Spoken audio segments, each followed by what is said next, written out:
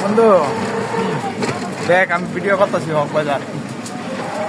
আমরা হক বাজার পর্যন্ত সাজানো হয়েছে ঈদ উপলক্ষে। দেখেন কত সুন্দর রাস্তাটা দেখা যাচ্ছে, অস্থির। এই যে আমার বন্ধু আইমান, এই যে বিচে বইয়ে রয়েছে, আপনারা এই যে লুকিং এ দেখেন, লুকিং এ এই যে সে দোকানে মাল আনছে ঈদ উপলক্ষে, সবাইকে একটা একটা করে ফ্রি দিবে, সব স্পিড।